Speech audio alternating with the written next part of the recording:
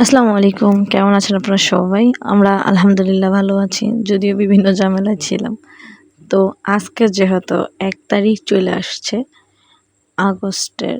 তো এই ২ মাসে যে ওষুধগুলো মেয়েকে খাওয়াইছিলাম, এগুলা সব আজকে ছাঁটাই করার পালা। কারণ কোনো এই ওষুধ ৩ দিন ৭ দিনের খাওয়ানোর পরে আর খাওয়ানো হয় নাই। তো আর এই ওষুধগুলো তো ১ মাসের মধ্যে আর ২য় বার খাওয়ানো যাবে না। তো এগুলো সব বাছাই করতেছি। যাদের বাসায় ছোট্ট বাচ্চা আছে তারা জানে কি পরিমাণ যে ওষুধ লাগে। মানুষ বলে যে একটা বাচ্চা জন্মগ্রহণ করার পর তার রিজিকের ব্যবস্থা আল্লাহ করে দেয়। হ্যাঁ, সেটা ঠিক আছে। কিন্তু ওষুধের ব্যবস্থা ডাক্তারই করে দেয়।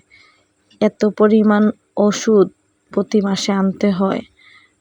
আর কি আমার মতো আর কি যে টানা হেঁচড়ার মধ্যে আছে তার তো জীবন শেষ। কয়েকটা ওষুধ শুধু খাওয়ানো যাবে, সাথে আমারও কিছু ওষুধ আছে যেগুলো ক্যাপসুল, ওগুলো সব আমার। আর যেগুলো সিরাপ সবগুলো মেয়ের। তো আবার হচ্ছে অ্যালার্জির মলম, কত কিছু। আর কি এখন শুধু ২-১ টা ওষুধ রাখতেছি যেগুলো আর কি এখনো খাওয়ানো যাবে, আর বাকি সবগুলা ফালাই দিব। কিছু করার নাই, ৩ দিনের বেশি তো আর খাওয়াবো না।